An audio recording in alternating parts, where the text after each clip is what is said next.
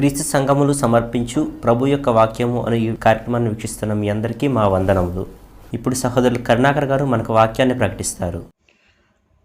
మహాగణుడు, మహోన్నతుడు, సర్వశక్తి సంపన్నుడైనటువంటి దేవాది దేవునికి మన ప్రభువును రక్షకుడైన యేసుక్రీస్తు వారి యొక్క ప్రశస్తమైన నామములో నా యొక్క కృతజ్ఞతాస్తుతులు సమర్పిస్తూ ఉన్నాను. అలాగనే ఉదయకాల సమయంలో దేవుని యొక్క వాక్యాన్ని ధ్యానించేదానికై సిద్ధపడినటువంటి ప్రియ సహోదరి సహోదరులందరూ కూడా మన రక్షకుడైన యేసుక్రీస్తు వారి పేరిట నా హృదయపూర్వకమైన వందనాలు తెలియజేస్తా ఉన్నాను.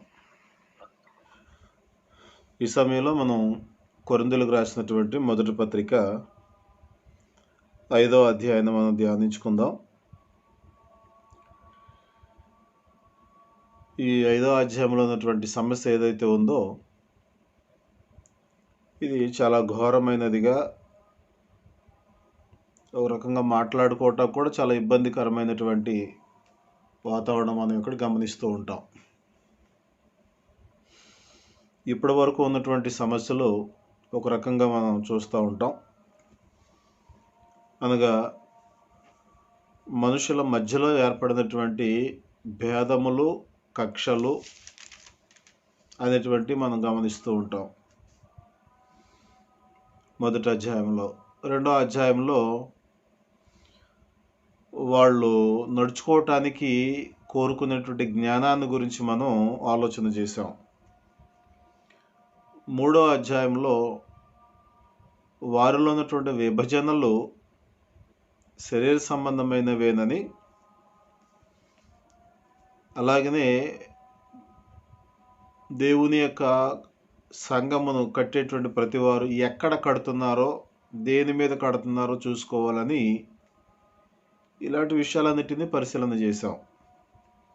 4వ అధ్యాయంలోనైతే నమ్మకత్వాన్ని గురించి, అది వ్యక్తిగతంగాను, దేవుని యొక్క పని విషయంలోనూ, అలాగనే తాము సంపాదించే ఆత్మల విషయంలోనూ, తన ఆత్మను తాను లెక్క చెప్పుకునే పరిస్థితి, వీటన్నిటిలో నమ్మకంగా ఉండాలని మనం గమనించాం. కానీ 5వ అధ్యాయాన్ని మనం గమనించినప్పుడు ఇది ఘోరమైన అనైతికత అనేటువంటి అంశంతో ఈ అధ్యాయం మనకు కనబడుతుంది. దానికి పౌలు మాట్లాడాడు మొదటి 2 వచనాల్లో, మీలో జారత్వం ఉన్నదని వదంతి కలదు, మీలో ఒకడు తన తండ్రి భార్యను ఉంచుకొన్నాడట, అట్టి జారత్వము అన్యజనులలోనైనను జరగదు.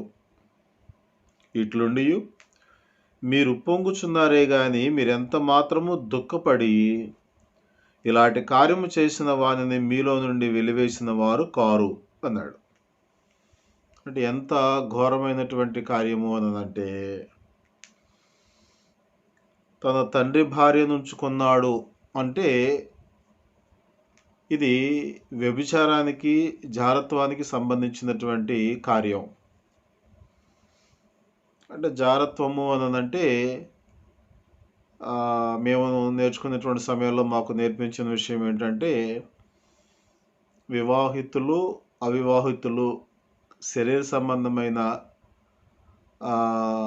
కోరికలు తీర్చుకునే ప్రయత్నం చేస్తే అది జారత్వం అని, ఇద్దరు వివాహితులు చేసేటువంటి ఈ శారీరక సంబంధమైనటువంటి సంబంధం వ్యభిచారం అని,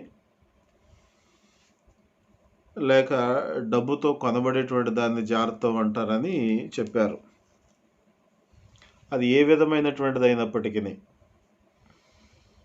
దీనిలో మనకేం కనబడతా ఉంది అనంటే, సహజంగా తీర్చుకోవలసినటువంటి శరీర కోరిక ఏదైతే ఉందో దానిని విలువలు లేకుండా తీర్చుకోవటం అనేటువంటిది. మనం ఇక్కడ గమనించినట్లయితే దేవుడే సహజంగా మానవుని జీవితంలో, మానవుని దేహంలో కొన్ని విషయాలను ఉంచారు. ఒకటి ఏంటంటే ఆకలి, పుట్టిన ప్రతి ఒక్కరికి ఉండేటువంటి లక్షణం. నిద్ర, ఇది అందరికీ ఉంటుంది. అలాగనే పెద్ద అయిన తర్వాత సాంఘిక అంగీకారం. అందుకే అందరి చేత నేను గౌరవించబడాలి, అందరూ నన్ను ప్రేమించాలి అని నేను అనుకోవటం. 4వది భద్రత. తనకు ఎక్కడైతే ప్రమాదం ఉందో ప్రమాదం నుంచి తప్పించబడి క్షేమకరమైన స్థితిని వెతుక్కుంటూ ఉంటారు. 5వది లైంగిక వాంఛ, అంటే శరీరానికి ఉన్నటువంటి సహజమైనటువంటి కోరిక అది. వీటన్నిటిని కూడా ఒక క్రమమైన రీతిలో మనుషుడు తీర్చుకునే దానికి దేవుడు అన్ని క్రమమైన పద్ధతులు ఏర్పాటు చేసి పెట్టాడు. మేబీ అందుకనేమో పౌలు 7వ అధ్యాయం నుంచి వివాహ సంబంధమైనటువంటి నియమ నిబంధనల గురించి మాట్లాడుతూ ఉంటాడు. అంటే ఇక్కడ ఈ జారత్వం అనే దానివల్ల ఏమవుతుంది అంటే టోటల్గా ఒక మనిషి యొక్క వ్యక్తిత్వమే కాదు, దేహము కూడా అపవిత్రపరచబడతా ఉంది. అంటే వాస్తవానికి కొరింథీ పట్టణం యొక్క బ్యాక్గ్రౌండ్ ఏంటంటే అక్కడ ఉన్నటువంటి కామదేవత గుడి కానీ, అందులో జరిగేటువంటి కార్యక్రమాలు కానీ, ఇవన్నీ ఆ పట్టణ ప్రజల మీద, అక్కడికి వచ్చేటువంటి వారి మీద ఎక్కువగా ప్రభావితం చూపినట్లుగా మనం గమనిస్తూ ఉన్నాం.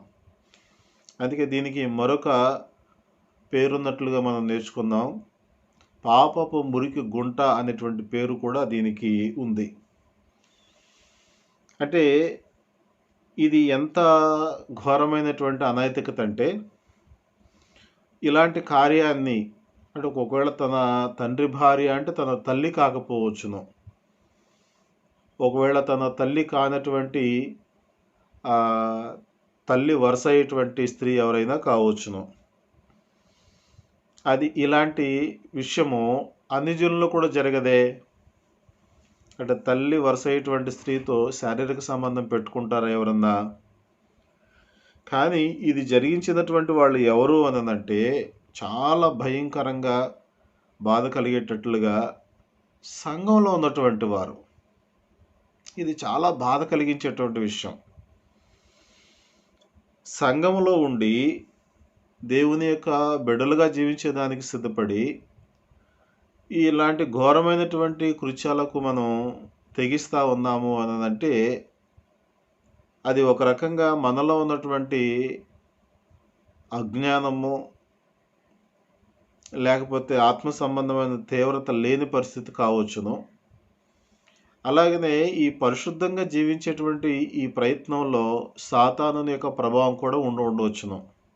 ఖచ్చితంగా ఉంటుంది. ఎందుకంటే సాతాను పని ఏంటంటే ఎవరిని మృంగుదునా అని వెతుకటం, ఏదో ఒక తంత్రాన్ని ప్రయోగించి నిలబడినటువంటి వాళ్ళను పడగొట్టడం అని వాని యొక్క లక్షణం, వారి యొక్క లక్ష్యం. అది సాతాను యొక్క లక్ష్యం.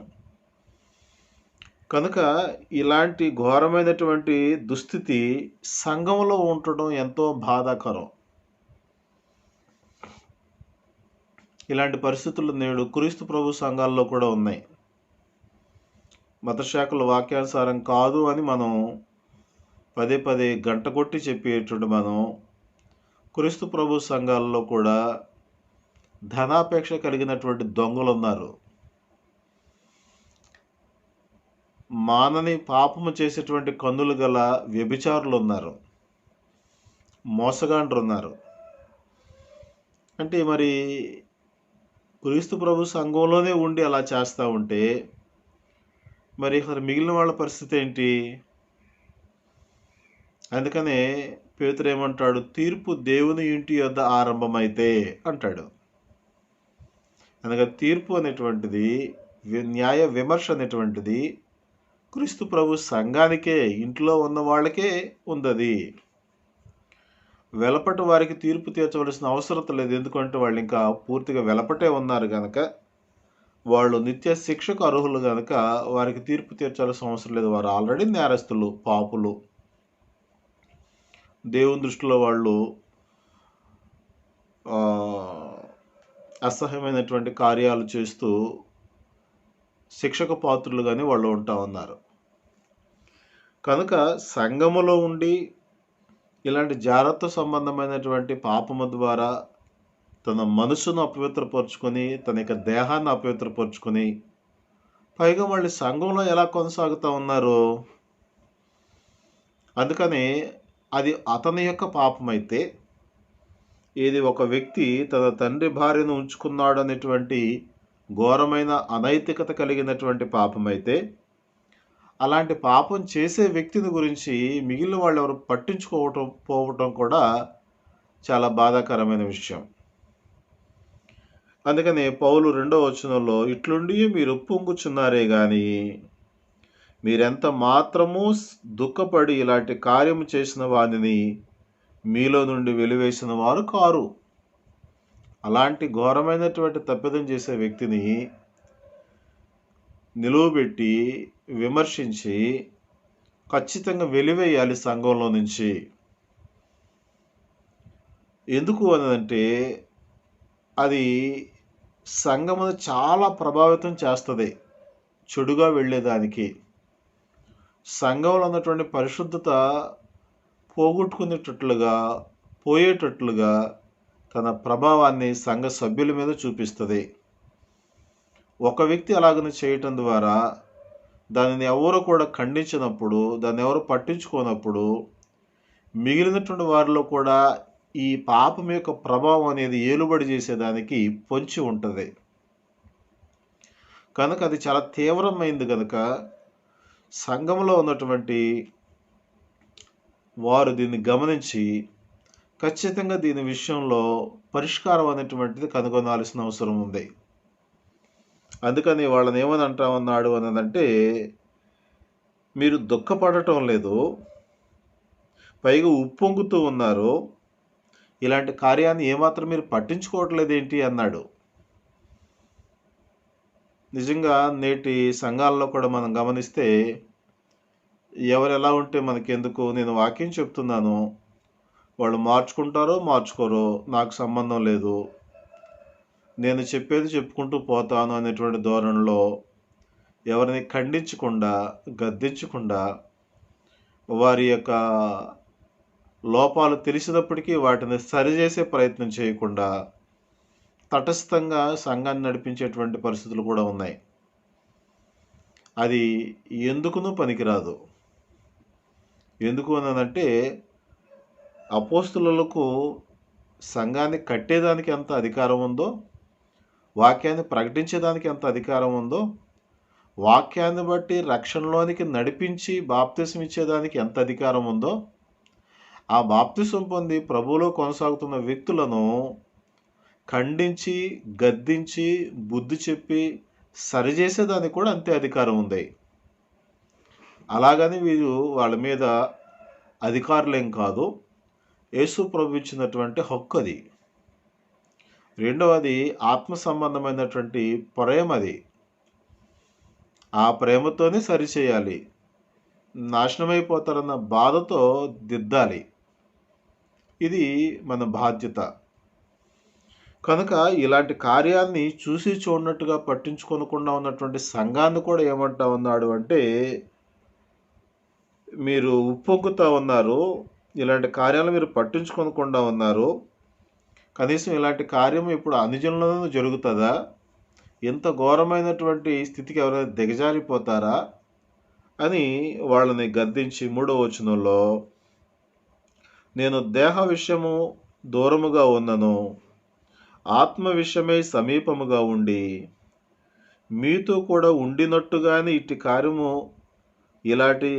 ఇలాగు చేసిన వారిని గూర్చి ఇదివరకే తీర్పు తీర్చి ఉన్నాను.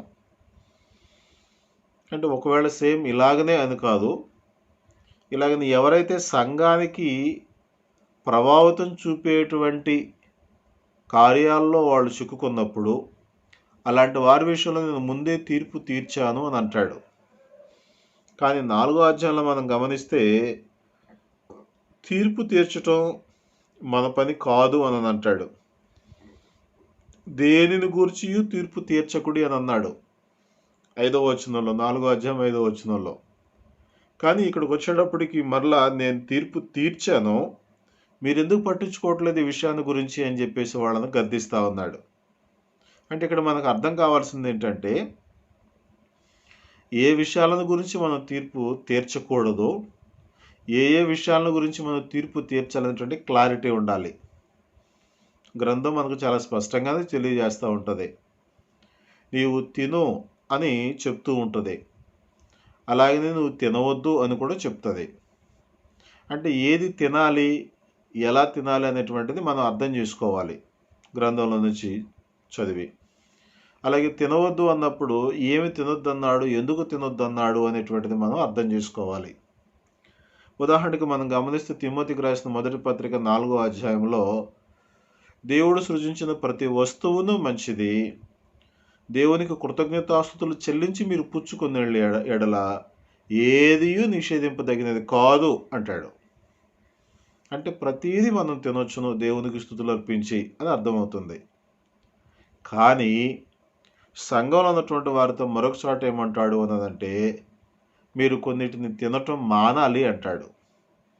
నిన్న సోదరులు కిషోర్ గారు కూడా నాకు ఫోన్ చేసి అడిగారు, పంది మాంసం తినొచ్చా తినకూడదా అని.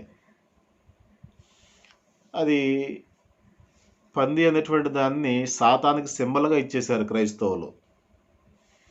కాబట్టి అసలు అది ఆ పేరు ఎత్తితేనే ఒక సాతాను రూపం కనబడుతుంది వీళ్ళకి. సాతాను యొక్క సిగ్నల్ అంటే చిహ్నం కనపడుతూ ఉంటుంది. కాబట్టి దాన్ని తినకూడదు అని అంటారు. అయితే నేను ఒక వాక్యాన్ని సోదరులకు గుర్తు చేశాను.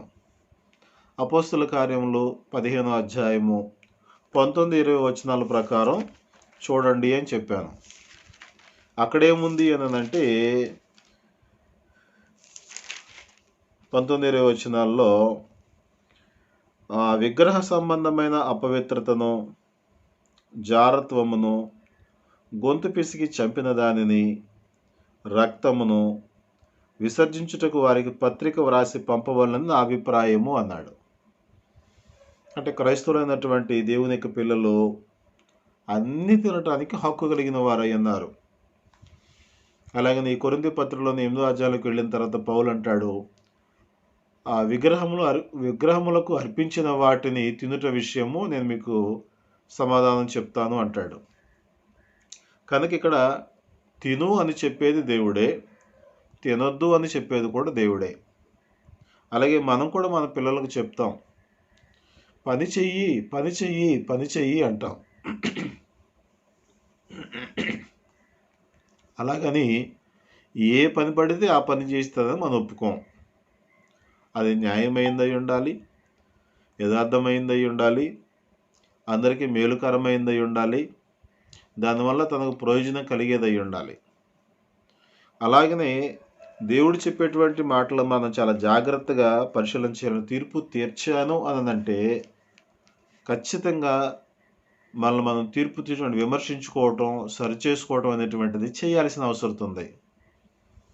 అలాగనే ఎదటి వారిని ఆత్మీయ విషయాల్లో తప్పు పట్టడానికి, వారిని నిందించటానికి, వారు చెడ్డవారు నేను మంచి అనేటువంటి నిరూపణ చేసుకోవడానికి తీర్పు తీర్చకూడదు.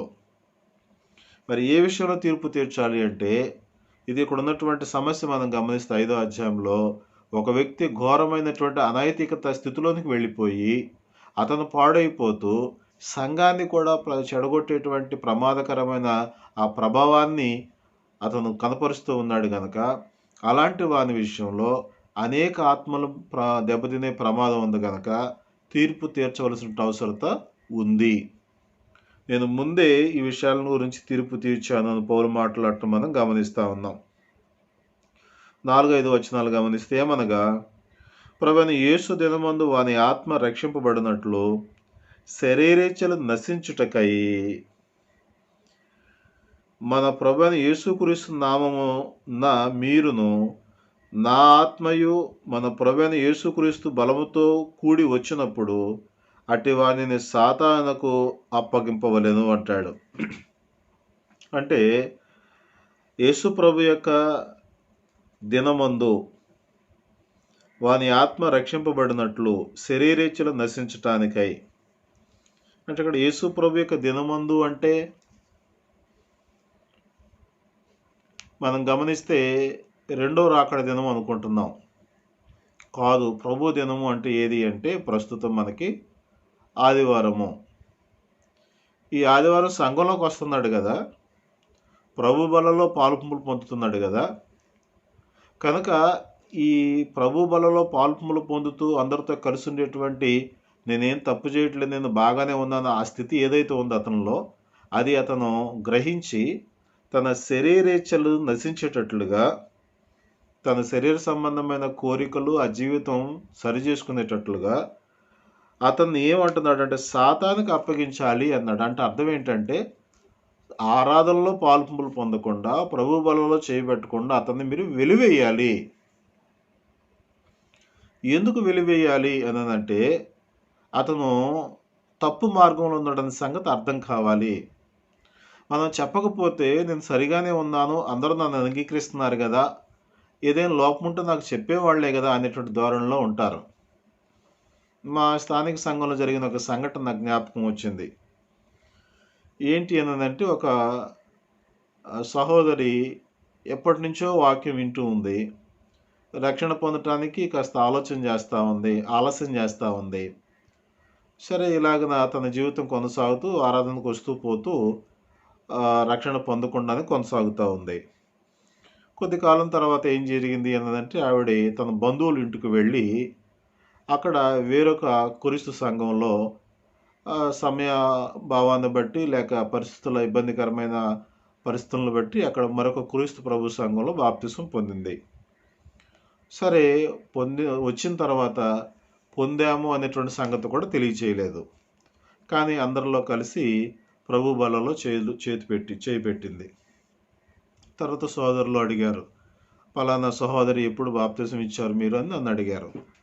లేదు, నేను ఇవ్వలేదు అని చెప్పేసి కనుక్కుంటే పలానా చోట నేను బాప్తిసం పొందాను అని చెప్పి చెప్పడం జరిగింది. అప్పుడు నేను పిలిచి మాట్లాడాను. మీరు బాప్తిసం పొందిన క్రీస్తు ప్రభు సంఘం ఏదైతే ఉందో అది యేసుక్రీస్తు దేవుడు కాదు అని బోధ చేసేటువంటి సంఘం.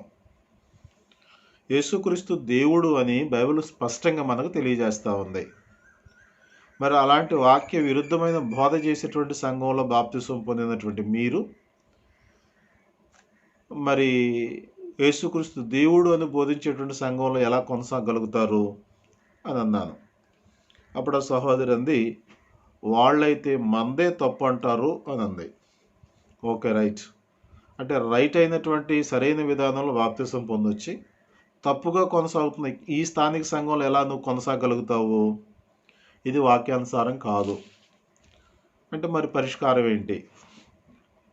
ఖచ్చితంగా మీరు క్రీస్తు ప్రభు యొక్క శిష్యురాలు కావాలంటే, దేవుని కుమార్తెగా మారాలంటే, తర్వాత మనం సంఘం ద్వారా పరలోకం చేరాలనేటువంటి కాంక్షతో మనం ప్రభు పక్షంగా జీవించాలనుకుంటే వాక్యానుసారంగా మీరు బాప్తిసం పొందవలసిందే అని చెప్పేసి అన్నాను. అయితే మరి నాకు రొట్టె ఇవ్వరా అని అంది. ఇవ్వను అనటానికి నేనెవరిని? ఏది వాస్తవమో ఏది అవాస్తవమో నేను సవివరంగా తెలియజేశాను. కనుక దానికి తగ్గట్టుగా మిమ్మల్ని మీరు మార్చుకోవాల్సింది మీరే అని చెప్పి, నేనైతే ఖచ్చితంగా ఇవ్వను, లేదు నేను తీసుకుంటాను అంటే నీ యొక్క ఆత్మ యొక్క బాధ్యత నీకు అప్పగించేసి నేను మాట్లాడలేను అని చెప్పి వదిలేశాను. తర్వాత ఆ సహోదరి ఇక నాకు రొట్టె నేను బాప్తిసం పొందినప్పటికీ రొట్టె ఇవ్వనటువంటి స్థితి ఉన్నప్పుడు నేను ఎందుకు ఇక్కడికి రావాలి అని చెప్పి మరొక స్థానిక సంఘానికి వెళ్ళిపోతూ ఉంది. వాళ్ళు చక్కగా చేర్చుకున్నారు, చక్కగా వాళ్ళు కొనసాగుతూ ఉన్నారు. గమనించండి. అంటే ఎందుకు ఈ మాటలు నేను జ్ఞాపకం చేశాను అనంటే, ఇలాంటి వ్యభిచార సంబంధమైన పాపాలు ఉన్న వారిని మాత్రమే కాదు, కొంతమంది మన స్థానిక సంఘాల్లో మత శాఖల నుంచి వచ్చి అటెండ్ అవుతూ ఉంటారు. వాళ్ళు కూడా మేము బయట బాప్తిసం పొందేశాం కదా అని చెప్పేసి ఇక్కడ ప్రభు బలలో చేయబెట్టే ప్రయత్నం చేస్తారు, పాలు పొందే ప్రయత్నం చేస్తారు. అప్పుడు ఖచ్చితంగా మనం ప్రభు బలలో పంచే ముందు ఈ విషయాన్ని ప్రకటన చేయాలి. ఏమని?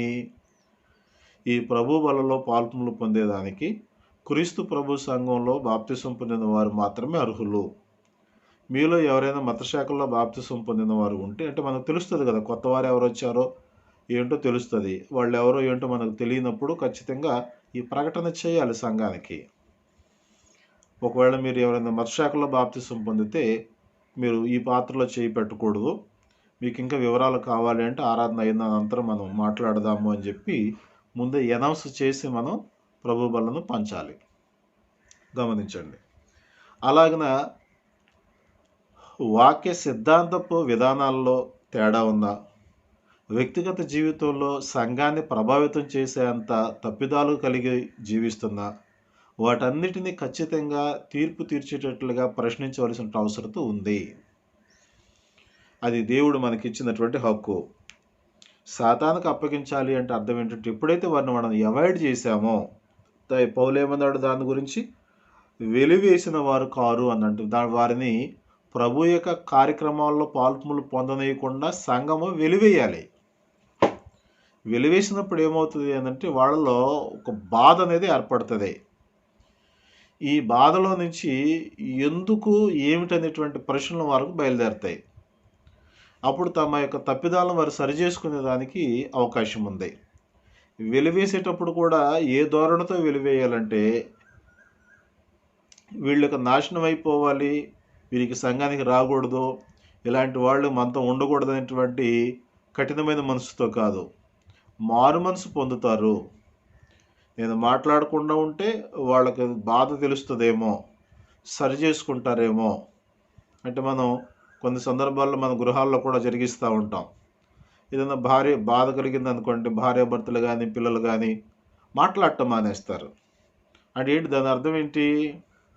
అయ్యో ఎందుకు మాట్లాడట్లేదు, నేను ఏం తప్పు చేశాను అని ఒకరినొకరు సరి చేసుకుని వారి యొక్క తప్పిదాలను క్రమపరుచుకునేటువంటి అవకాశం ఏర్పడుతుంది.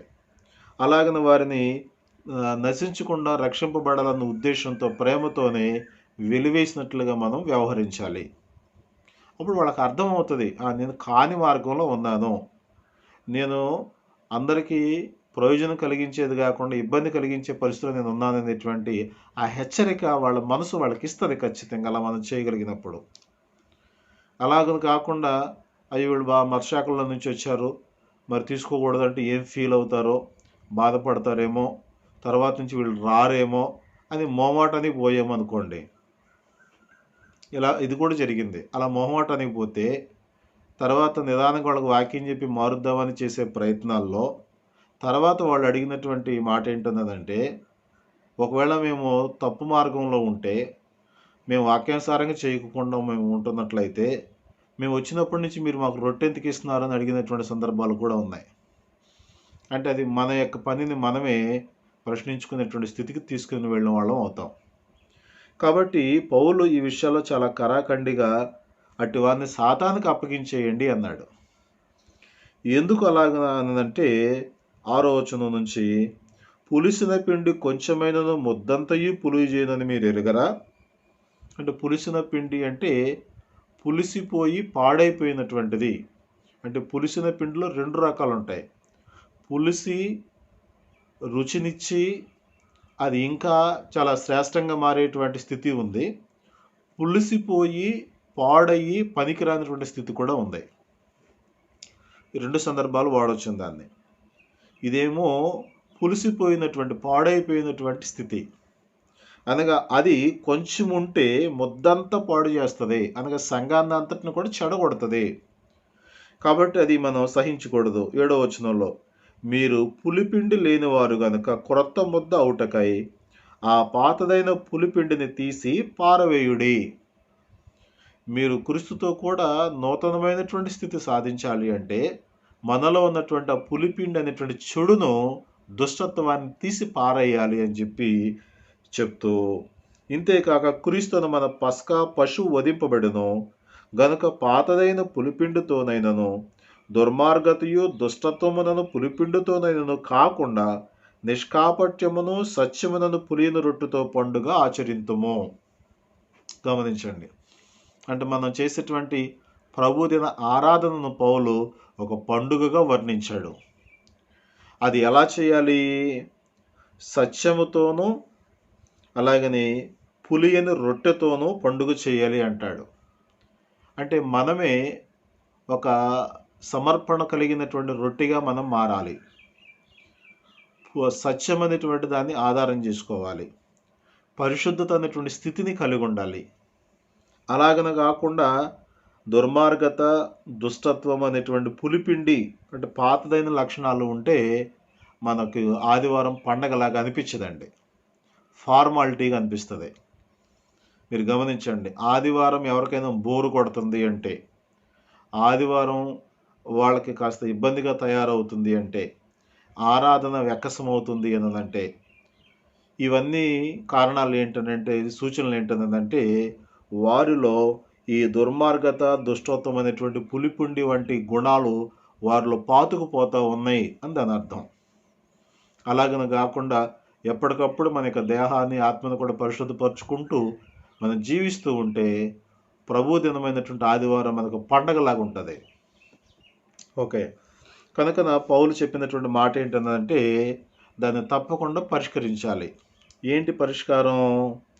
9వ వచనం నుంచి, జారులతో సాంగత్యము చేయవద్దని నా పత్రికలో మీకు వ్రాసి ఉంటిని. అయితే ఈ లోకపు జారులతోనైనను, లోభులతోనైనను, దోచుకుని వారితోనైనను, విగ్రహారాధికులతోనైనను ఏమాత్రము సాంగత్యము చేయవద్దని కాదు. అలాగైతే మీరు లోకముల నుండి వెళ్ళిపోవలసి వచ్చును కదా. ఈ విషయాన్ని కూడా గమనిద్దాం. ఇది చాలా జాగ్రత్తగా నడుచుకోవాల్సినటువంటి పరిస్థితి. జారులతో సాంగత్యం అంటే జారతో చేసేటువంటి వారితో స్నేహం చేయొద్దు అన్నాడు. అలాగనే ఈ లోకపు జారులు అంటే ఎవరో లోబులు కానీ, దోచుకునేవారు కానీ, విగ్రహారాధికులు, ఇలాంటి చెడు లక్షణాలు కలిగిన వారు కూడా జారత్వం చేసినట్టే అంటున్నాడు. ఇదేమో ఆత్మ సంబంధమైన జారత్వం, ఇదేమో శరీర సంబంధమైన జారత్వం. మరి ఇలాంటి వారితో సాంగత్యం చేయవద్దు, సహవాసం చేయొద్దు అంటే దాని అర్థం వాళ్ళకు దూరంగా ఉండమనే కదా. దానికి పౌలు చాలా స్పష్టమైన వివరణ ఏమిస్తూ ఉందనంటే, అంటే వాళ్ళతో మీరు కలిసి ఉండొద్దు అని కాదు. ఇది అర్థం కాక చాలామంది తప్పుగా అర్థం చేసుకుని స్వనీతి పరులైపోతున్నారండి ఈ రోజున. ఉదాహరణకి మేము కూడా మతశాఖలో ఉన్నప్పుడు అలాగనే చేసేవాళ్ళం. విగ్రహారాధికులైనటువంటి రక్త సంబంధీకులను కలుసుకునే వాళ్ళం కాదు. దేవుని ఎరగకుండా అన్యులుగా ఉన్నటువంటి మా బంధుమిత్రులతో కలిసేవాళ్ళం కాదు. వాళ్ళ ఫంక్షన్లకు వెళ్ళేవాళ్ళం కాదు. వాళ్ళను సాతాను సంబంధులుగా చూసి కావాలని బంధువులు కూడా దూరం చేసుకునేటువంటి అతి వినయంతో కూడినటువంటి భక్తిని కొనసాగించేవాళ్ళం. అది కరెక్ట్ కాదు. అంటే సాంగత్యం చేయవద్దు అంటే దాని అర్థం ఏంటంటే అలాంటి వారి యొక్క క్రియలతో మీరు ఏకీభవించవద్దు అని దాని అర్థం. అంతే తప్ప అబ్బాయి నువ్వు పాపం చేస్తున్నావు, నువ్వు దొంగతనం చేస్తున్నావు, నువ్వు నాతో సహవాసం చేయొద్దు, నాతో మాట్లాడొద్దు అంటే కుదరదు. అది కాదు కరెక్ట్ అయినటువంటి విధానం. వాళ్ళతో మాట్లాడు, వాళ్ళతో కలుసుండు, కానీ వాళ్ళకున్న చెడు గుణం ఏదైతే ఉందో, వాళ్ళలో ఉన్నటువంటి ఆ దుష్టత్వం ఏదైతే ఉందో దానితో ఏకీభవించవద్దు. అలాగనే వాళ్ళు చేసేటప్పుడు నువ్వు దాన్ని సమ్మతించొద్దు. కనుక వాళ్ళ యొక్క చెడు లక్షణాలను మనం అవాయిడ్ చేయాలి, బహిష్కరించాలి. అంటే యేసుప్రభువు వారు చెప్పారు కదా, నేను పాపులనే పిలువవచ్చి తిని అన్నాడు. అంటే పాపులు అనేటువంటి స్థితి వ్యక్తుల్లో మనం చూస్తున్నాం. పాపం అనే గుణం ఆ వ్యక్తుల్లో కనబడుతుంది. కనుక ఇప్పుడు మనం పాపాన్ని ద్వేషించాలా, పాపిని ద్వేషించాలా? మనకు తెలుసును బాగా. పాపిని ప్రేమించాలి, పాపిలో ఉన్న పాపం అనే చెడు గుణాన్ని మనం ద్వేషించాలి. అలాగనే ఇక్కడ కూడా మనం గమనిస్తే ఈ లోక సంబంధమైనటువంటి జారులు కానీ, సంఘంలో ఉన్నటువంటి జారులు కానీ, వీరితో మనం సాంగత్యం చేయవద్దు అంటే దాని అర్థం ఏంటంటే వారిలో ఉన్నటువంటి చెడు లక్షణాలతో పాపం కలిసిపోవద్దు. అలాగనే వారితో భౌతిక సంబంధంగా అయితే మనం కలిసి ఉండొచ్చును. అంటే మాట్లాడాలి, వాళ్ళు పిలిచినప్పుడు పలకాలి, మనం పిలవాలి. అలాగనే కొన్ని సందర్భాల్లో మనం భౌతికంగా కలిసి ఉండొచ్చును.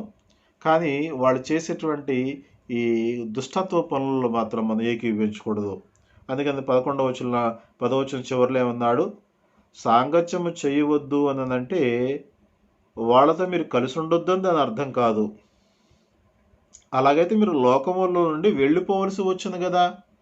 ఇంకా లోకం అంతా కూడా ఇలాంటి వాళ్ళతో నిండిపోయింది. కాబట్టి మీరు అలాంటి వాళ్ళతో సాంగత్యం చేయవద్దండి, కలిసి ఉండొద్దని నేను చెప్పినట్లయితే మీరు ఈ లోకంలో నుంచి వెళ్ళిపోవాలి. ఇంక లోకంలో అలాంటి వాళ్ళకి స్థానం ఎక్కడుంది మంచి వాళ్ళకి అని దాని అర్థం. 11వ వచనం, ఇప్పుడైతే సహోదరుడు అనబడిన ఎవడైనను జారుడు గాని, లోబి గాని, విగ్రహారాధికుడు గాని, తిట్టుబోతు గాని, త్రాగుబోతు గాని, దోచుకునివాడు గాని అయ్యున్న ఎడల అట్టి వానితో సాంగత్యము చేయకూడదు, భుజింపకూడదని మీకు వ్రాయిచున్నాను.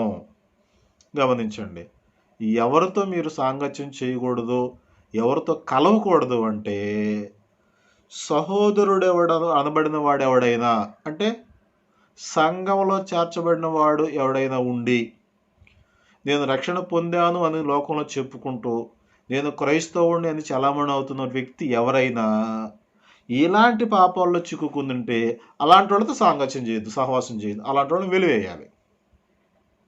జాగ్రత్తగా గమనించాలి. సహోదరుడు అనబడిన వాడు ఎవడైనా జారుడు కానీ, జారతం చేసేవాడు కానీ, విగ్రహారాధన జోలికిపోయేవాడు కానీ, తిట్టుబోతు కానీ, తాగుబోతు కానీ, దోచుకునేవాడుగా ఇలాంటి అవలక్షణాలన్నింటిలో ఇతడు మళ్ళా చొరబడిపోయి సంఘంలో కూడా నేను ఒక సహోదరుడిని చలామణి అవుతున్నాడు అనుకోండి, అలాంటి వారితో సాంగత్యం చేయకూడదు, భుజించకూడదు అని తెలియజేస్తా ఉన్నాడు. అలాగని లోకంలో ఉన్నటువంటి వారితో అలాంటి ప్రయత్నం చేయకూడదు, అలాగ వెలివేయకూడదు వాళ్ళని. ఎందుకంటే అలాంటి వారి కొరకే ప్రభు చనిపోయాడు, సువార్త ప్రకటించమని మనకు బాధ్యత అప్పగించాడు.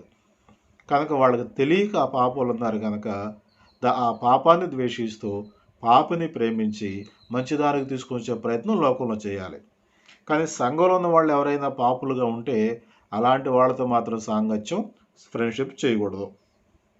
12వ వచనం, వెలుపటి వారికి తీర్పు తీర్చుట నాకేలా. అంటే వెలుపటి వారంటే ఎవరు? సంఘంలో లేకుండా రక్షణ పొందకుండా ఉన్నవారు ఎవరైతే ఉన్నారో వారిని గురించి మాట్లాడుతూ వెలుపటి వారికి తీర్పు తీర్చుట నాకేలా, వెలుపటి వారికి దేవుడే తీర్పు తీర్చును కానీ మీరు లోపటి వారికి తీర్పు తీర్చువారు గనుక ఆ దుర్మార్గుని మీలో నుండి వెలివేయుడి.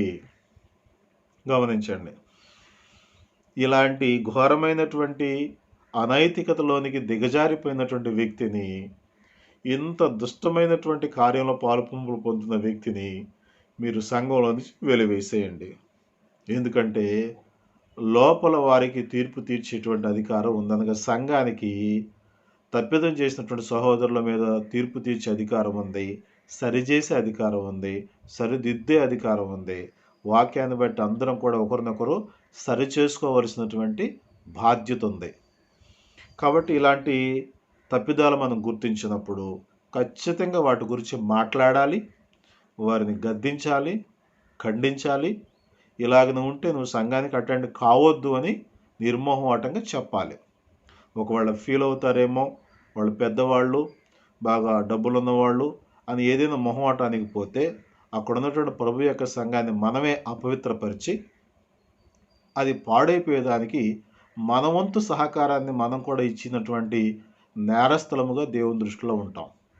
కనుక అలాంటి ప్రమాదంలో పడకుండా ఇలాంటి లోపాలు ఏదైనా మన సంఘాల్లో ఉంటే వాటన్నిటిని సరిచేసుకునేదానికి, సరిచేయటానికి సువార్థికులు సిద్ధంగా ఉండాలి. సరిచేయబడేదానికి సంఘ సభ్యులు కూడా సహకరించాలి, అనగా వారికి తెలిసిన విషయాలను తెలియచేయాలి. ఎవరెట్టపోతే నాకెందుకు అనేటువంటి ధోరణి లోకంలో సరిపోతుందేమో కానీ సంఘంలో అది కరెక్ట్ కాదు. అందుకని క్లోయ ఇంటివారు ఏం చేశారు? ఇక్కడ కొరింథీ పత్రికలో క్లోయ ఇంటివారు ఈ సంఘంలో ఉన్నటువంటి లోపాలన్నిటినీ ఎక్కడో దూరంగా ఎఫెసీ పట్టణంలో ఉన్నటువంటి పౌలుకు రిపోర్ట్ చేశారు. అందుకే కంప్లైంట్ చేయటం కాదు, అది ఇక్కడున్న పరిస్థితులు ఇలాగున్నాయ్యా, కనుక వీటిని గురించి మేము బాధపడతా ఉన్నాం, వీటికి ఏదైనా పరిష్కారం ఉంటే చెప్పండి అని ప్రేమతో వారు ఇక్కడ జరిగే సంగతులన్నిటినీ, లోపాలన్నిటినీ పౌలుకు తెలియజేశారు. అలాగే సంఘ సభ్యులు కూడా సంఘంలో ఆ లోపాలను సరిచేయబడేటట్లుగా సువార్థికునికి అధికారం కలిగిన వ్యక్తులకు తెలియజేసేటట్లుగా ఉండాలి. అలాంటి ఆరోగ్యకరమైన పరిస్థితి సంఘ సభ్యుల్లోనూ సువార్థికుల్లో ఉన్నప్పుడే అది క్రీస్తు ప్రభు యొక్క శ్రేష్టమైన సంఘం అవుతుంది. ఈ వాక్యాన్ని ఇక్కడతో మనం ముగించుకుందాం. మా అడ్రస్ క్రీస్తు సంఘములు సమర్పించు ప్రభువు వాక్యము, సహోదరులు ఎం కరుణాకర్ గారు, పెదపేట, బేతవోలు, గుడివాడ. Pin number 521301. మా ఫోన్ నెంబర్ 9396 804042. సాటిలేని దేవుడు, సత్యమైన దేవుడు, సాటిలేని దేవుడు, సర్వశక్తి గల సర్వోన్నతుడు యెహోవా.